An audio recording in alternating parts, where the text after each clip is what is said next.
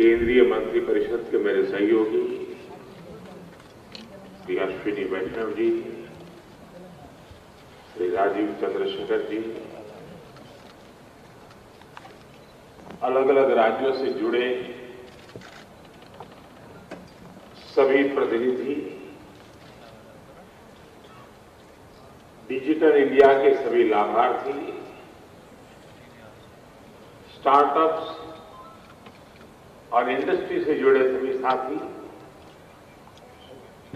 Experts, academicians, researchers, देवी और सज्जनों, आज का ये कार्यक्रम 21वीं सदी में निरंतर आधुनिक होते भारत की एक झलक लेकर आया है। टेक्नोलॉजी का सही इस्तेमाल पूरी मानवता के लिए कितना क्रांतिकारी है, इसका उदाहरण भारत ने डिजिटल इंडिया अभियान के तौर पर पूरे विश्व के सामने रखा है। मुझे खुशी है कि 8 वर्ष पहले शुरू हुआ यह अभियान बदलते हुए समय के साथ खुद को विस्तार दे रहा है। हर साल डिजिटल इंडिया अभियान में नए आयाम जुड़े हैं। डिजिटल इंडिया अभियान के तौर पर पूरे विश्व के सामने रखा है। मुझे खुशी है कि 8 वर्ष पहले शुरू हुआ यह अभियान बदलते हुए समय के साथ खुद को विस्तार दे रहा है। हर साल डिजिटल इंडिया अभियान में नए आयाम जुड़े हैं, नई टेक्नोलॉजी का समावेश हुआ है। आज के इस कार्यक्रम में जो नए प्लेटफॉर्म, नए प्रोग्राम लॉन्च हुए हैं, वो इसी श्रृंखला को आगे बढ़ा रहे हैं। अभी आपने छोटी छोटी वीडियो में देखा, माई स्कीम हो, भाषिणी भाषा दान हो, डिजिटल इंडिया जेनेसिस हो, चिप्स टू स्टार्टअप प्रोग्राम हो, या बाकी सारे प्रोडक्ट्स, ये सारे ईज ऑफ लिविंग और ईज ऑफ डूइंग बिजनेस को मजबूती देने वाले हैं। विशेष तौर पर इनका बड़ा लाभ भारत के स्टार्टअप इकोसिस्टम को होगा। साथियों, समय के साथ जो देश आधुनिक टेक्नोलॉजी को नहीं अपनाता, समय उसे पीछे छोड़कर आगे निकल जाता है।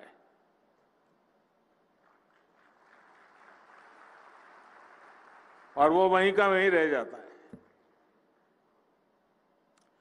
तीसरी औद्योगिक क्रांति के समय भारत इसका भुक्तभोगी रहा है, लेकिन आज हम ये गर्व से कह सकते हैं कि भारत चौथी औद्योगिक क्रांति, इंडस्ट्री 4.0,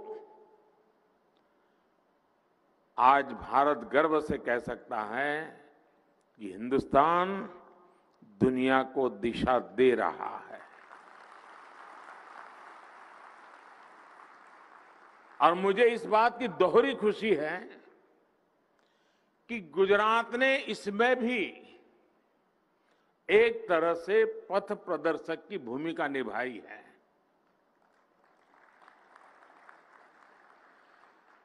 थोड़ी देर पहले यहां डिजिटल गवर्नेंस को लेकर गुजरात के बीते 1.5 दशकों के अनुभवों को दिखाया गया है।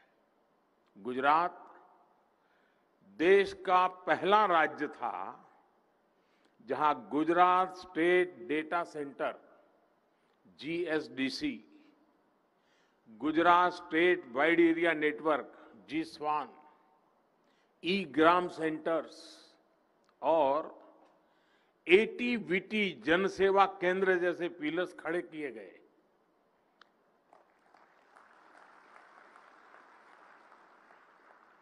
સુરત બારડોલીની પાસે આપણે જ્યાં સુભાષ બાબુ કોંગ્રેસના અધ્યક્ષ બન્યા હતા, ત્યાં સુભાષ બાબુની યાદમાં એક કાર્યક્રમ કર્યો હતો અને ગ્રામ વિશ્વ ગ્રામનું લોન્ચિંગ કર્યું હતું એ વખતે।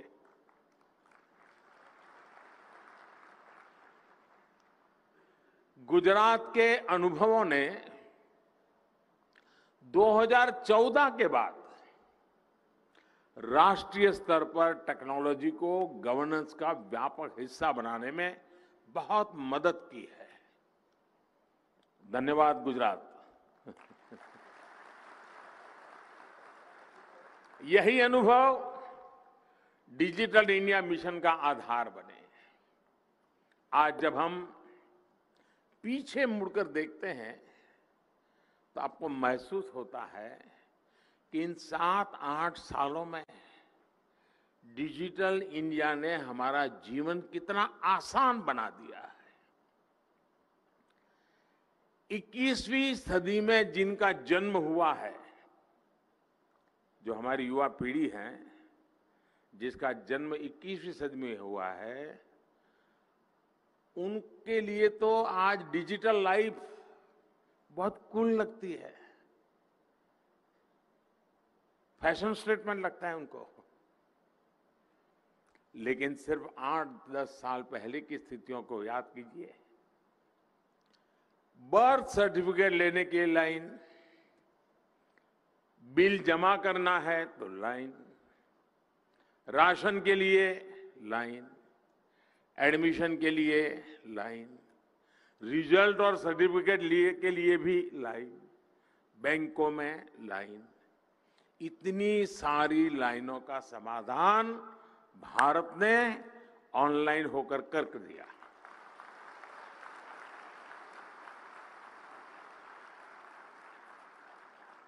आज जन्म प्रमाण पत्र से लेकर सीनियर सिटीजन, वरिष्ठ नागरिक की पहचान देने वाले जीवन प्रमाण पत्र तक सरकार की अधिकतर सेवाएं डिजिटल है। वरना पहले सीनियर सिटीजन को, खास करके पेंशनर को जाकर के कहना पड़ता था कि मैं जिंदा हूं। जिन कामों के लिए कभी कई कई दिन लग जाते थे, वो आज कुछ पलों में हो जाते हैं। साथियों, आज डिजिटल गवर्नेंस का एक बेहतरीन इंफ्रास्ट्रक्चर भारत में है। जनधन, मोबाइल और आधार, JAM, ये इसकी जो त्रिशक्ति का देश के गरीब और मिडिल क्लास को सबसे अधिक लाभ हुआ है। इससे जो सुविधा मिली है और जो पारदर्शिता आई है, उससे देश के करोड़ों परिवारों का पैसा बच रहा है। 8 साल पहले इंटरनेट डेटा के लिए जितना पैसा खर्च करना पड़ता था, उससे कई गुना कम, यानी एक प्रकार से नगण्य, उस कीमत में आज उससे भी बेहतर डेटा सुविधा मिल रही है। पहले बिल भरने के लिए, कहीं एप्लीकेशन देने के लिए, रिजर्वेशन के लिए, बैंक से जुड़े काम हो, ऐसी हर सेवा के लिए दफ्तरों के चक्कर लगाने पड़ते थे। रेलवे का आरक्षण करवाना और गांव में रहता हो तो बेचारा है पूरा दिन खपा करके शहर में आता था। 100-150 रुपया बस का किराया खर्चा करता था और फिर लाइन में लगता था रेलवे आरक्षण के लिए। आज वो कॉमन सर्विस सेंटर पे जाता है और वहीं से उसको ये मेरी कॉमन सर्विस सेंटर वाली फोन दिखती है और वहीं से उसका काम हो जाता है, गांव में ही हो जाता है और गांव वालों को भी पता है कि हाँ ये व्यवस्था है। इसमें भी किराए, भाड़े, आना जाना, दिन लगाना, सभी खर्चों में कटौती आई है। गरीब, मेहनत मजदूरी करने वालों के लिए तो ये बचत और भी बड़ी है क्योंकि उनका पूरा दिन बच जाता है। और कभी कभी हम सुनते थे ना, टाइम इज मनी। सुनने और कहने में तो अच्छा लगता है, लेकिन जब उसका अनुभव सुनते हैं तो दिल को छू जाता है। मैं अभी काशी गया था, तो काशी में रात को, दिन में तो इधर उधर जाता हूं तो ट्रैफिक और लोगों को परेशानी, तो फिर मैं रात को 1-1:30 बजे रेलवे प्लेटफॉर्म पर चला गया देखने के लिए वे कहाँ क्या हाल है, क्यों वहां का एमपी हूं तो काम तो करना है।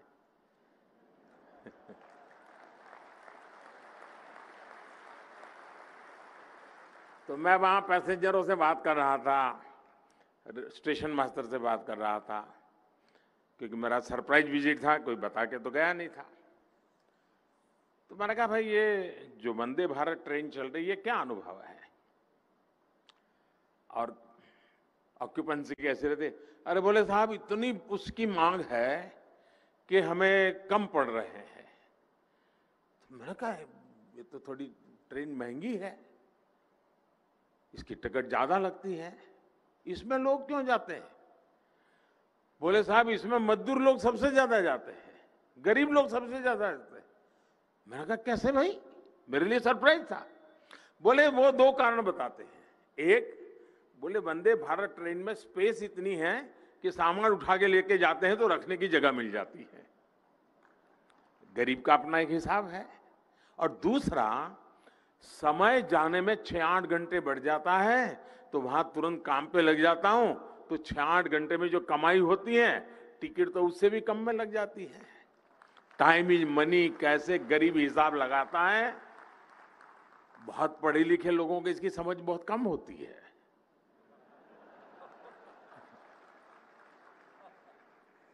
साथियों, ई संजीवनी जैसी टेली कंसल्टेशन की जो सेवा शुरू हुई है, मोबाइल फोन से बड़े बड़े अस्पताल, बड़े बड़े डॉक्टरों के साथ प्राइमरी सारी चीजें पूरी हो जाती है। और इसके माध्यम से अब तक 3 करोड़ से अधिक लोगों ने अपने घर में बैठे ही अपने मोबाइल से अच्छे अस्पताल में अच्छे से डॉक्टर से कंसल्ट किया है। अगर उनको डॉक्टर के पास जाना पड़ता तो आप कल्पना कर सकते हैं कितनी कठिनाइयां होती, कितना खर्चा होता। ये सारी चीजें डिजिटल इंडिया सेवा के कारण जरूरत नहीं पड़ी।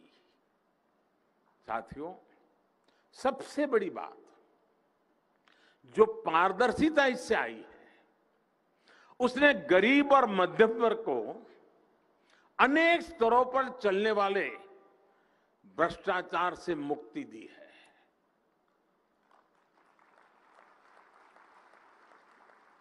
हमने वो समय देखा है जब बिना घूस दिए कोई भी सुविधा लेना मुश्किल था। डिजिटल इंडिया ने सामान्य परिवार का ये पैसा भी बचाया है। डिजिटल इंडिया बिचौलियों के नेटवर्क को भी समाप्त कर रहा है। અને મને તો યાદ છે એકવાર વિધાનસભામાં ચર્ચા થયેલી અને આજે ચર્ચાને યાદ કરું તો મને આશ્ચર્ય થાય કે આવી બધી વાત વિધાનસભામાં થતી હતી। કેટલાક પત્રકારો જઈને શોધશે, હવે શોધી કાઢશે બધું। વિષય એવો હતો કે જે વિધવા પેન્શન મળે છે, તો એ વખતે મેં કહ્યું કે આપણે એક કામ કરો ભાઈ, પોસ્ટ ઓફિસમાં ખાતા ખોલાવી દો અને ત્યાં એમનો ફોટો હોય અને આ બધી વ્યવસ્થા હોય અને પોસ્ટ ઓફિસમાં જઈને એ જે વિધવા બહેન હોય એને પેન્શન મળી જાય. હોબાળો મચી ગયો, તોફાન મચી ગયો. મોદી સાહેબ તમે શું લાયા છો? વિધવા બહેન ઘરની બહાર નીકળે કેવી રીતે? એ બેંકમાં જાય, પોસ્ટ ઓફિસમાં જાય કેવી રીતે? એને પૈસા લે કેવી રીતે? બધું જાત જાતનું ભાષણ તમે વાંચો તો બધી મજા આવે એવું બધું બોલ્યા છે. મેં કોઈ ભાઈ મારે તો આ રસ્તે જવું છે, તમે મદદ કરો તો સારું. ના કરી મદદ, પણ આપણે ગયા, કારણ જનતાએ મદદ કરી છે ને.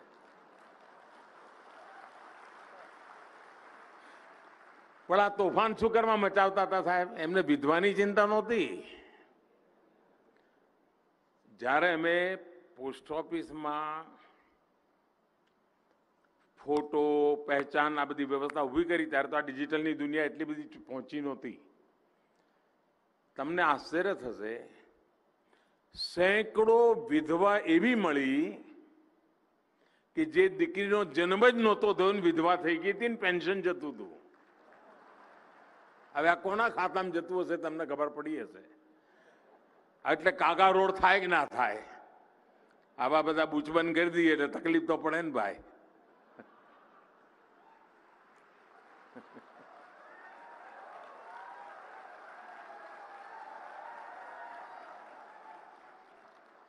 આજે टेक्नोलॉजी उपयोग કરીને डायरेक्ट बेनिफिट ट्रांसफर के माध्यम से बीते 8 साल में 23 लाख करोड़ रुपए से अधिक सीधे लाभार्थियों के बैंक खाते में भेजे गए हैं. इस टेक्नोलॉजी की वजह से देश के 2,23,000 करोड़ रुपए यानी करीब करीब 2.25 लाख करोड़ रुपए जो किसी और के हाथ में, गलत हाथ में जाते थे, वो बच गए हैं दोस्तों. साथियों, डिजिटल इंडिया अभियान ने जो एक बहुत बड़ा काम किया है वो है शहर और गांव के बीच की खाई को कम करना. हमें याद होगा, शहर में तो फिर भी कुछ सुविधा थी, गांवों के लोगों के लिए तो हालत और भी मुश्किल भरे थे. गांव और शहर की खाई भरेगी इसकी भी कोई कल्पना भी नहीं कर सकता था. गांव में छोटी से छोटी सुविधा के लिए भी आपको ब्लॉक, तहसील, जिला हेडक्वार्टर के दफ्तरों के चक्कर लगाने पड़ते थे. ऐसी सारी मुश्किलों को भी डिजिटल इंडिया अभियान ने आसान बनाया है और सरकार को नागरिक के द्वार पर, उसके गांव, घर और उसकी हथेली में फोन पर लाकर खड़ा कर दिया है. गांव में सैकड़ों सरकारी सेवाएं डिजिटली देने के लिए पिछले 8 वर्ष में 4 लाख से अधिक नए कॉमन सर्विस सेंटर जोड़े जा चुके हैं.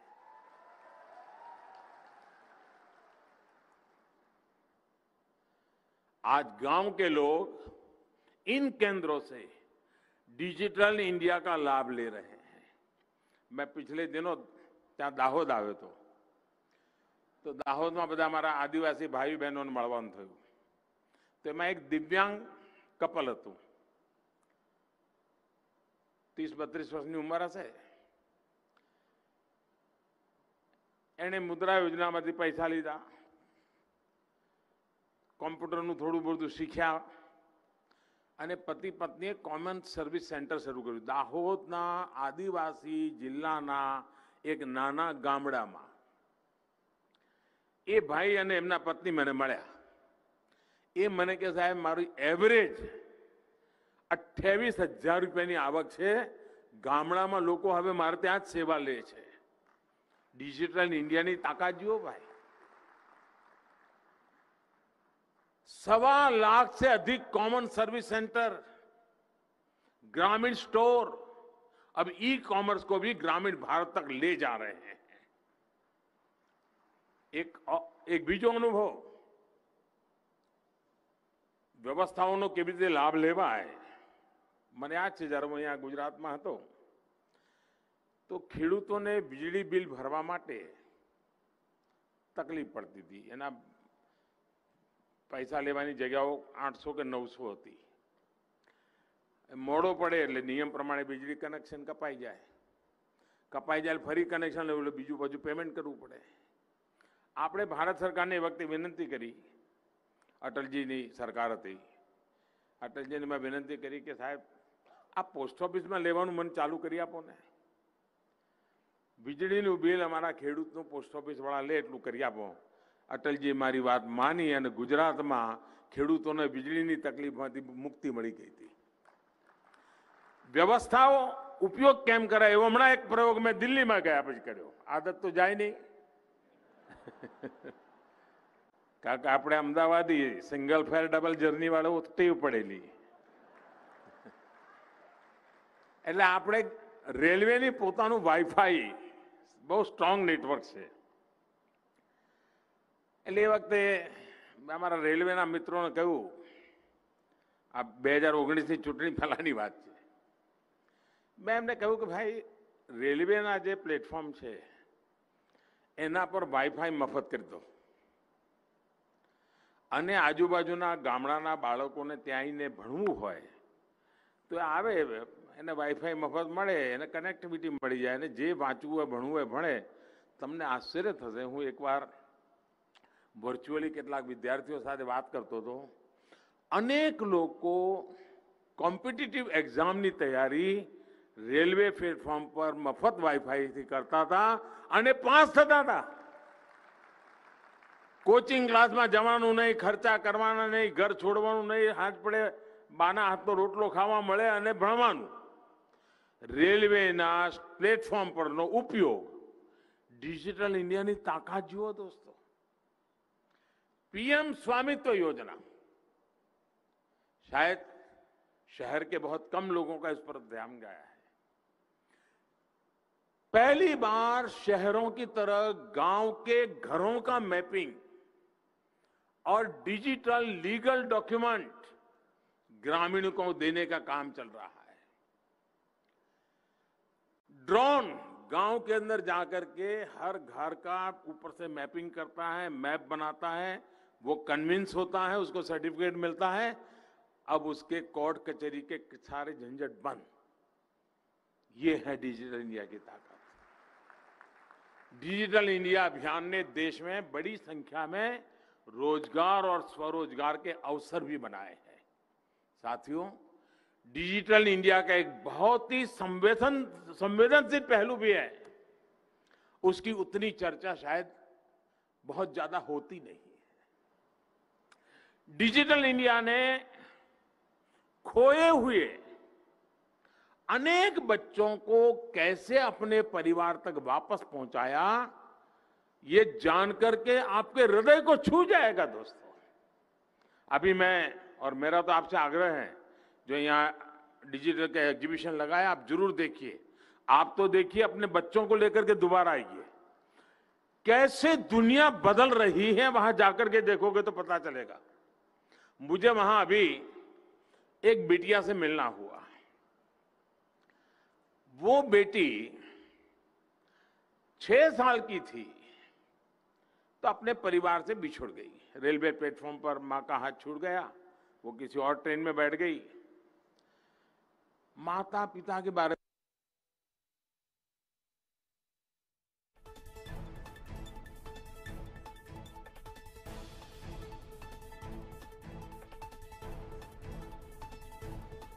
તો પીએમ મોદીનું સંબોધન, પીએમ મોદીનું આ ગુજરાત પ્રવાસ છે. माता पिता के बारे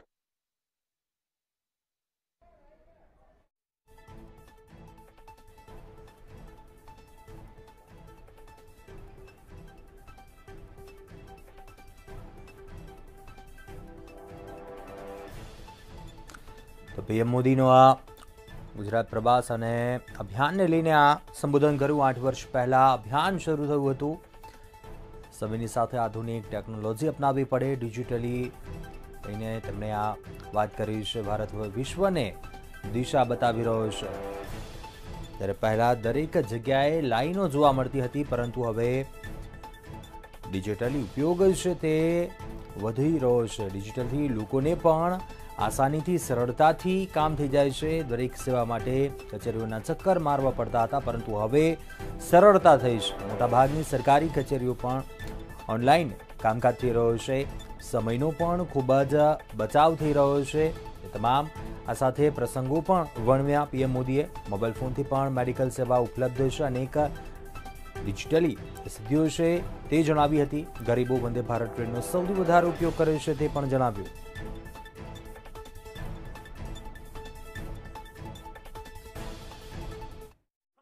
500 से अधिक बच्चे इस टेक्नोलॉजी की मदद बीते 8 वर्षों में डिजिटल इंडिया ने देश में जो सामर्थ्य पैदा किया है उसने कोरोना वैश्विक महामारी से मुकाबला करने में भारत की बहुत मदद की है.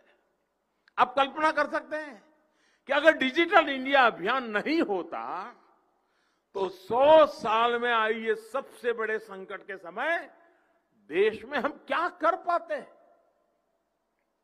हमने देश की करोड़ों महिलाओं, किसानों, मजदूरों, उनके बैंक अकाउंट में एक क्लिक करके हजारों करोड़ रुपए उनके यहां पहुंचा दिए. उनको जीने की कोई तकलीफ नहीं होने दी. One nation one ration card की मदद से हमने 80 करोड़ से अधिक देशवासियों को मुफ्त राशन सुनिश्चित किया. ये टेक्नोलॉजी की कमाल है. हमने दुनिया का सबसे बड़ा और सबसे एफिशिएंट कोविड वैक्सीनेशन और कोविड रिलीफ प्रोग्राम चलाया. आरोग्य सेतु और कोविन ये ऐसे प्लेटफॉर्म हैं कि उसके माध्यम से अब तक करीब करीब 200 करोड़ वैक्सीन डोज उसका पूरा रिकॉर्ड उपलब्ध है. कौन रह गया, कहां रह गया, उसकी जानकारी उसके माध्यम से प्राप्त होती है और हम टारगेटेड व्यक्ति को वैक्सीनेशन का काम कर पा रहे हैं. दुनिया में आज भी चर्चा है कि वैक्सीन सर्टिफिकेट कैसे लेना. कई दिन निकल जाते हैं. हिंदुस्तान में वो वैक्सीन लगा करके बाहर निकलता है, उसके मोबाइल फोन पर सर्टिफिकेट मौजूद होता है.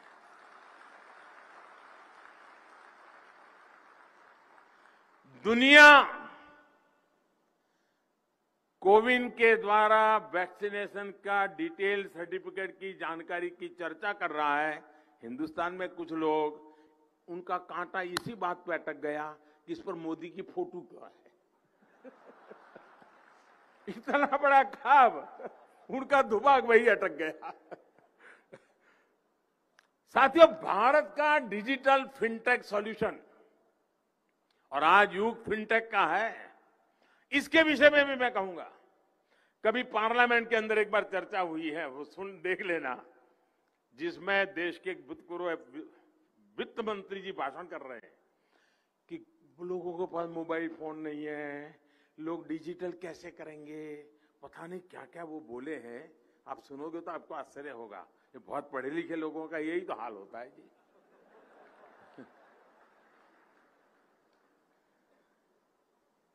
फिनटेक, यूपीआई यानी यूनिफाइड पेमेंट इंटरफेस, आज पूरी दुनिया इसको आकर्षित हो रही है. वर्ल्ड बैंक समेत सबने ये उत्तम से उत्तम प्लेटफॉर्म के रूप में उसकी सराहना की है. और मैं आपसे कहूंगा कि यहां एक प्रदर्शनी में एक पूरा फिनटेक डिवीजन है. ये कैसे काम करते हैं उसका आपको वहां देखने को मिलेगा. किस प्रकार से मोबाइल फोन पर पेमेंट होते हैं, कैसे पैसे आते हैं जाते हैं, सारा वैसे आपको यहां देखने को मिलेगा. और मैं कहता हूं ये फिनटेक का जो प्रयास हुआ है, ये सही मायने में by the people, of the people, for the people, इसका उत्तम से उत्तम समाधान है. इसमें जो टेक्नोलॉजी है वो भारत की अपनी है. यानी बाय द पीपल। देशवासियों ने इसे अपने जीवन का हिस्सा बनाया, यानी ऑफ द पीपल। इसने देशवासियों के लेन देन को आसान बनाया, यानी फॉर द पीपल। इसी वर्ष मई के महीने में भारत ने हर मिनट, गर्व करेंगे दोस्तों आप, भारत ने हर मिनट में 1,30,000 से अधिक यूपीआई ट्रांजैक्शन हुए हैं। हर सेकंड औसतन 2,200 ट्रांजैक्शन कंप्लीट हुए हैं प्रति सेकंड। यानी अभी जो मैं आपसे भाषण कर रहा हूं, जब तक मैं यूनिफाइड पेमेंट इंटरफेस इतने शब्द बोलता हूं, इतने समय में यूपीआई से 7,000 ट्रांजैक्शन कंप्लीट हो चुके हैं। मैं जो 2 शब्द बोल रहा हूं इतने समय में, ये काम आज डिजिटल इंडिया के माध्यम से हो रहा है। और साथियों, आपको गर्व होगा, भारत के कोई कहता है अनपढ़ है, टिकना है, फलाना है, ये है, वो है, पता बताता है। वो देश की ताकत देखिए, मेरे देशवासियों की ताकत देखिए। दुनिया के समृद्ध देश, उनके सामने मेरा देश,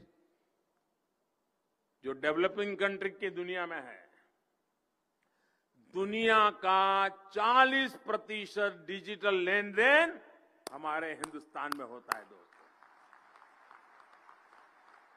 इसमें भी भीम यूपीआई आज सरल डिजिटल ट्रांजैक्शन का सशक्त माध्यम बनकर उभरा है।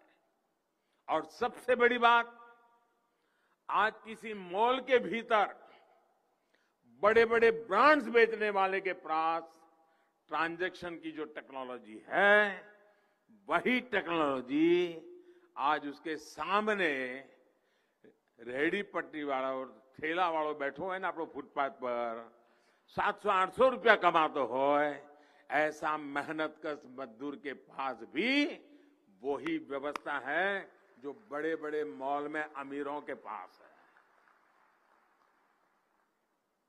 वरना वो दिन भी हमने देखे जब बड़ी बड़ी दुकानों में क्रेडिट और डेबिट कार्ड चलते थे और रेहड़ी ठेले वाला साथी ग्राहक के लिए छूटे पैसे की तलाश में ही रहता था। और अभी तो मैं देख रहा था, एक दिन बिहार का कोई प्लेटफॉर्म पर कोई भिक्षा मांग रहा था, तो वो डिजिटल पैसे लेता था। वो अपना क्यूआर कोड बताता था। अब देखिए भाई, दोनों हर किसी पास, अमीर हो या गरीब हो,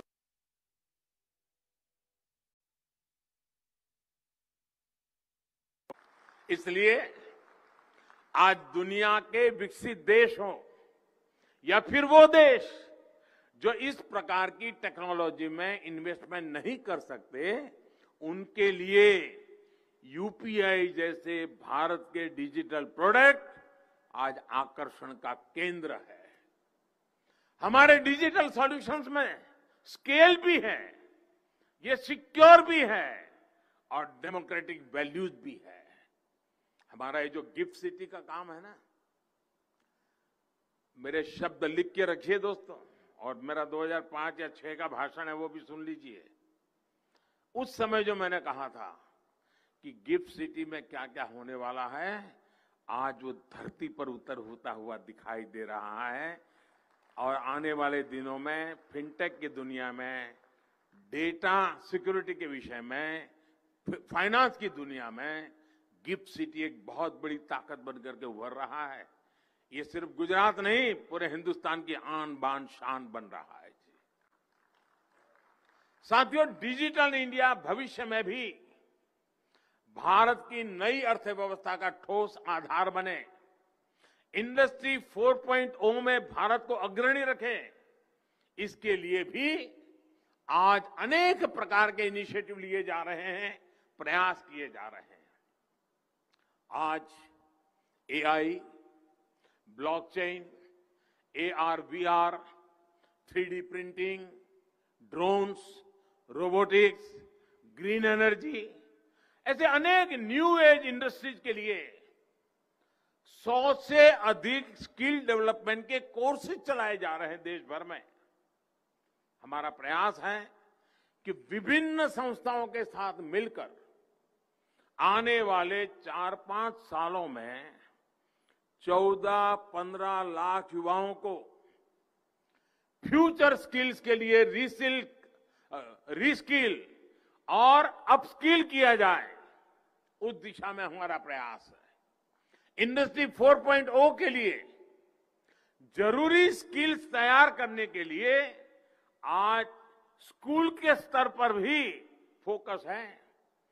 करीब 10,000 अटल टिंकरिंग लैब्स में आज 75 लाख से अधिक छात्र छात्राएं इनोवेटिव आइडियाज पर काम कर रहे हैं, आधुनिक टेक्नोलॉजी से रूबरू हो रहे हैं। अभी मैं यहां प्रदर्शनी देखने गया था, मेरे मन को इतना आनंद हुआ कि दूर सुदूर कोई ओडिशा की बेटी है, कोई त्रिपुरा की बेटी है, कोई उत्तर प्रदेश के कोई इंटीरियर गांव की बेटी है, वो अपनी प्रोडक्ट लेकर के आई है। 15 साल, 16 साल, 18 साल की बच्चियां दुनिया की समस्याओं का समाधान लेकर के आई हैं। आप जब उन बच्चियों से बात करोगे तो आपको लगेगा ये मेरे देश की ताकत है। दोस्तों, अटल टिंकरिंग लैब के कारण स्कूल के अंदर ये जो वातावरण बना है, उसी का ये नतीजा है कि बच्चे बड़ी बात लेकर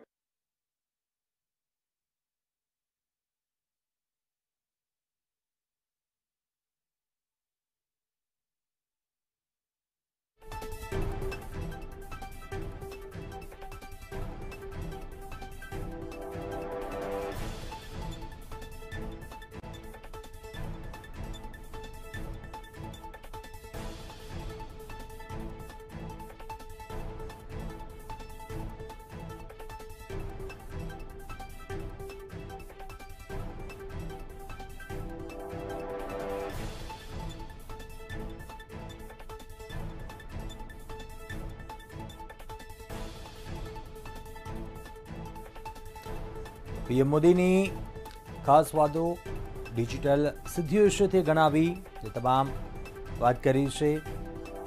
ડિજિટલી સરળતા છે તે હવે વધી ગઈ છે, લોકો સરળતાથી તેમના કામ છે તે હવે પાર પડી જાય છે। દરેક સેવા માટે કચેરીઓના ચક્કર મારવા પડતા હતા, પરંતુ ડિજિટલી સેવાઓને લીધે હવે સરળતા થઈ ગઈ છે। મોટાભાગની કચેરીઓમાં ઓનલાઈન કામકાજ થતા થઈ ગયા છે। ભારતના ડિજિટલ પ્રોડક્ટ પ્રદર્શનના તેમણે વાત કરી।